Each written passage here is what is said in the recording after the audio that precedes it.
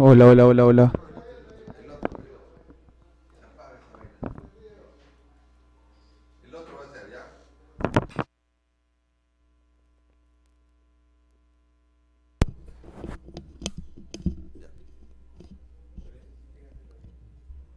Hola, hola, ya vamos.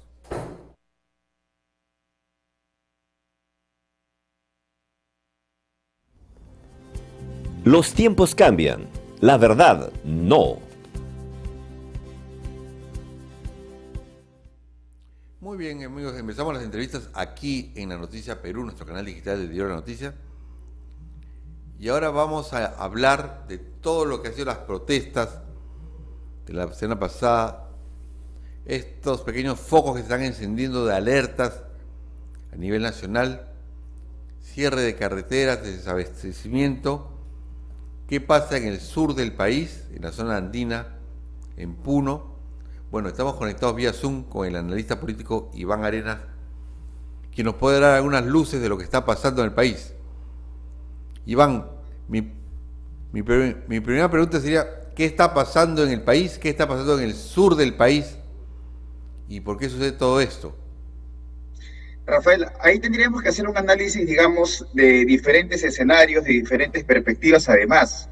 Yo creo que hay una, evidentemente, y todos coincidimos en eso, hay un legítimo reclamo de una parte de la ciudadanía con respecto a lo que yo he llamado, a lo que se denomina básicamente la promesa de la modernidad liberal que no llega.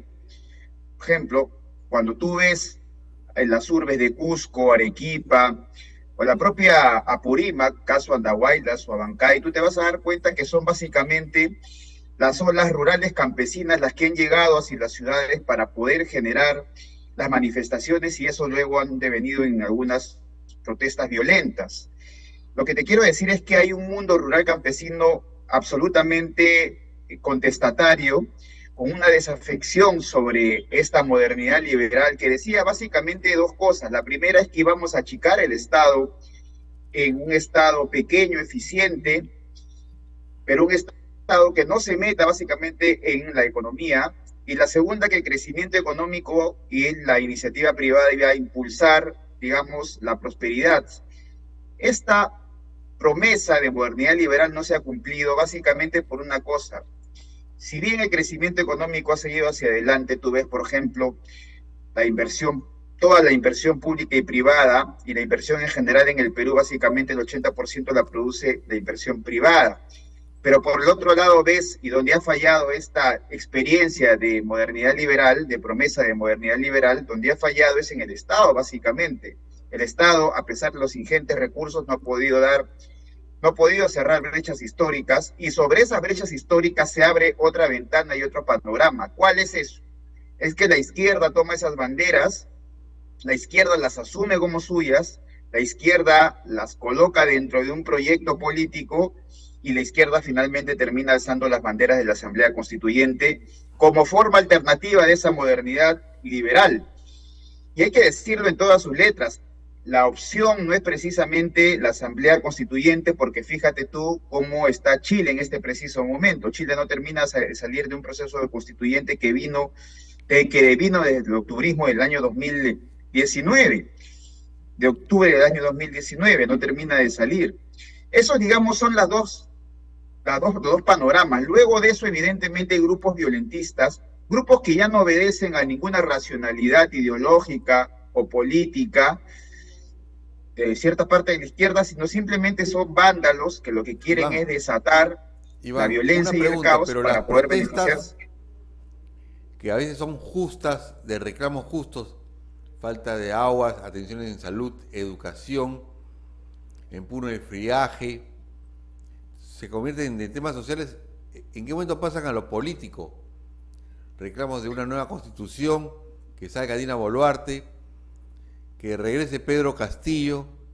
O sea, son cosas de que ya uno no entiende por qué protestan. Pasa cuando hay esta operación discursiva de eh, politizar los dolores de la gente, entre comillas, o politizar los problemas de la gente. Estos dolores de la gente, estos problemas de la gente por inseguridad, por educación, por salud, cuando tú los politizas, y de un punto de vista ideológico lo que haces es conviertes estas demandas que son legítimas en unas demandas ideológicas. Y esta es básicamente lo que ha ocurrido, lo que ha hecho la izquierda. Claro, cuando te digo la izquierda, no es que hay una sola izquierda, sino hay diferentes izquierdas con diferentes colores, con diferentes pelajes, izquierdas que son absolutamente diferentes, no solamente en lo que proponen, sino además en lo que hacen, pero además que vienen de almas diferentes. No es la misma izquierda de hace 30 años, de hace 40 años, no es tampoco la propia izquierda. Dentro de la propia izquierda hay, digamos, colores, almas diferentes. Es decir, la izquierda es un cúmulo, pero se organizan para poder justamente politizar estos dolores de la gente, estos problemas de la gente, politizarlos, ideologizarlos, y tenemos ahora que las protestas que se vuelven, que son legítimas, las conduce la izquierda. Esto por una razón sencilla, además, porque no hay partidos políticos que lo que hagan es que conduzcan estas demandas, estas legítimas demandas, legítimas protestas en algunos casos, por la vía democrática. No hay partidos políticos que le hagan frente a la izquierda, sobre todo en los sectores populares y en los sectores básicamente del sur peruano. Ahí se ha dejado abierta la posibilidad y la ventana de la posibilidad a la izquierda de todos los colores, tanto regional, local o nacional, para que ellos politicen estos problemas de la gente y finalmente ellos terminen enarbolando estos dolores como si los dolores fuesen, por ejemplo, para la Asamblea Constituyente, cuando eso es absolutamente falso y real. Tú que eres una persona, al igual que yo, que hemos analizado mucho el tema minero en el Perú. Por ejemplo, las protestas de los antimineros o la gente que está en contra de la minería, que se llama conflicto minero social o conflicto social minero, suceden hace más de 20 años, pienso yo. Pero los modos operarios son los mismos. Que cerrar, bloquear la carretera, atacar la mina o atacar la empresa, incendiarla, secuestrar al personal. Y todo esto pasa porque hay grupos que están interesados de que no funcione el sistema. Hablando de estas ONGs antimineras. ¿No crees que está pasando lo mismo ahora?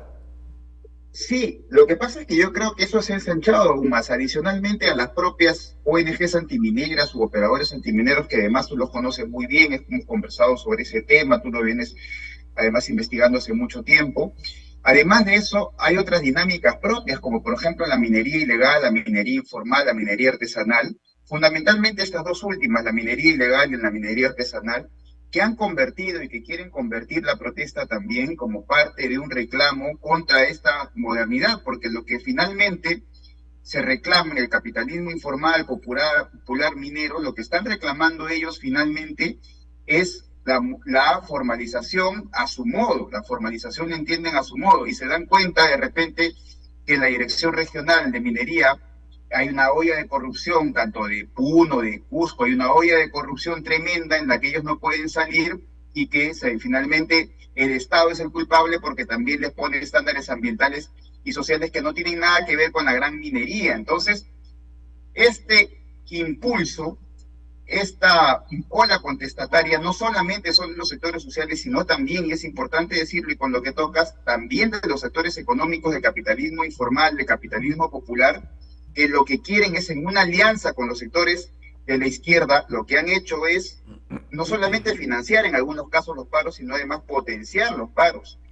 Mira, tú ves a un señor que es presidente de la Federación Minera del Perú, que la Federación de Mineros Artesanales del Perú, llorando porque quiere una nueva constitución y una asamblea constituyente, cuando probablemente la nueva constitución y la nueva asamblea constituyente debilite ese capitalismo popular informal del que viene. Es decir, tú eres un capitalista, pero lo que estás pidiendo en sumas cuentas, lo que estás pidiendo es más socialismo, colectivismo.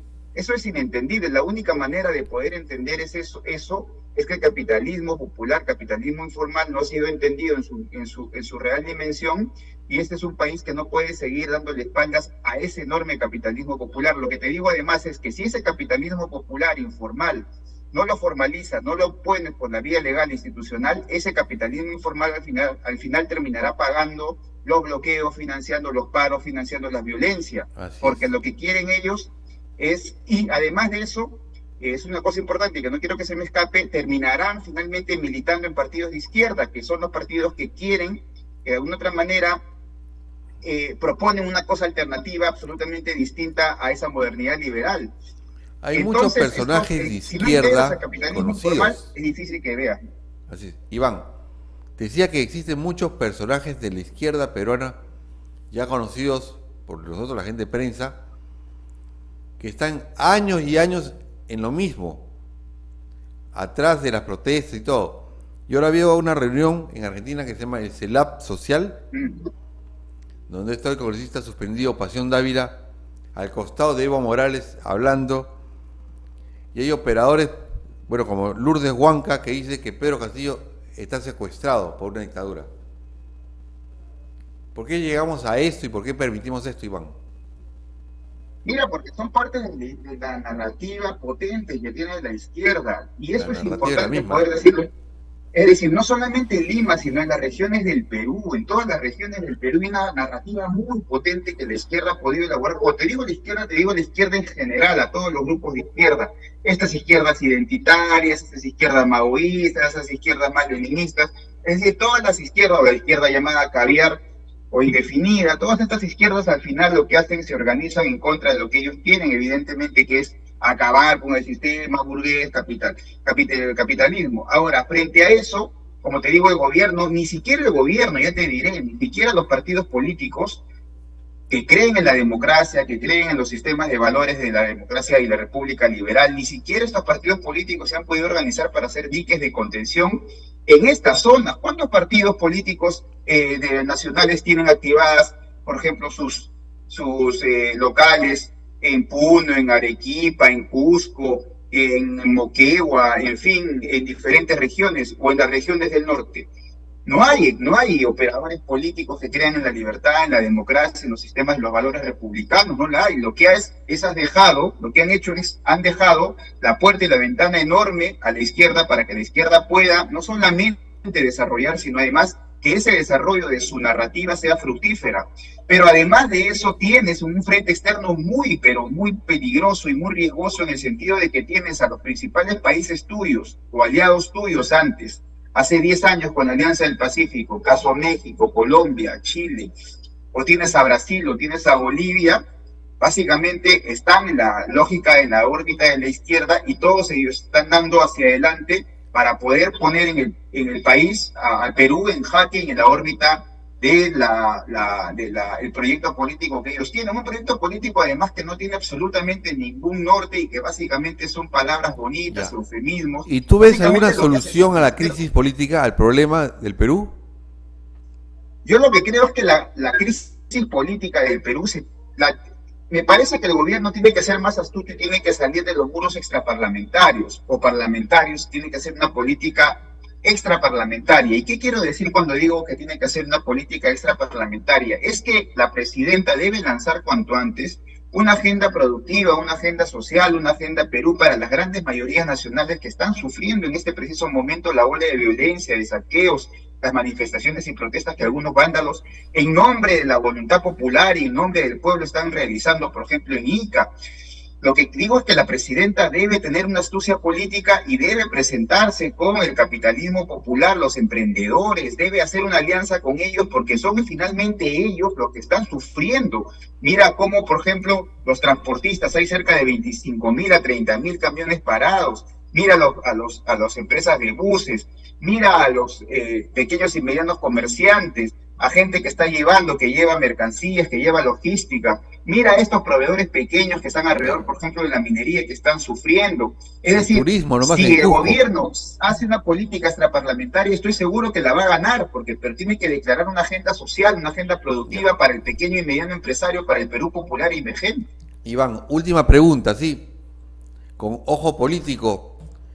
¿Tú crees que la señora Dina Boluarte de repente dice, ya con lo que ella habla con sus conferencias de prensa, como que ya ella está pensando en que ya se está solucionando los temas, diciendo, yo me voy cuando ya el Congreso firme, que vote el Congreso por el derecho de elecciones? Ahí nos estamos equivocando de una cosa. Todos pensamos que la estrategia de la izquierda es que la señora Dina Boluarte, o las soluciones a la crisis es la salida de la señora Dina Boluarte. Eso no es cierto. La izquierda lo que quiere Y básicamente te digo la izquierda porque son ellos los que proponen, la izquierda lo que propone no solamente es la salida de la señora Dina Boluarte, sino la solución a la crisis para ellos, que son siempre la minoría de la minoría, que este país vaya a una asamblea constituyente, se cambie el denominado capítulo económico y nos arrastren a ser básicamente un satélite más de los países que de alguna otra manera tienen influencia en ese proyecto político de la izquierda. Lo que quiere la izquierda es llevarnos a eso, y para eso evidentemente utiliza estos sentidos comunes de decir que la señora, cuando se vea la señora, todo termina, cuando se vea la señora, va a terminar el caos, y eso no es cierto. Cuando se va la señora, va a empezar el caos, y mucho más caos de lo que tenemos ahora. Entrar a unas elecciones en el año 2023, yo creo que va a ser muy riesgoso y peligroso. Puede ser en el 2024, creo yo, que es más factible para que los partidos se preparen, pero en el 2023, solamente por hacerle caso a un sector o al sector de la izquierda y pensar que con la salida del señor Dina Boluarte esto se soluciona, es absolutamente falso. Y caer en esa retórica, caer en esa narrativa, caer en ese eufemismo es simplemente conducir al país a lo que ellos quieren, es decir, a que este país se convierta en un satélite del socialismo del siglo XXI y tengamos un proceso constituyente en el muy cortísimo plazo. Muy bien. Analista político Iván Arenas, muchas gracias por la entrevista, Iván. Gracias por esta oportunidad, un gusto verte nuevamente con nuestras largas tertulias que siempre tenemos cuando hablamos de política. Gracias. Muchas gracias, Rafael. Hasta la próxima. Muy bien, ha sido el analista político Iván Arenas. Ya venimos después de una pausa, amigos. Los tiempos cambian, la verdad no. Arturo Álvarez ya está en la noticia.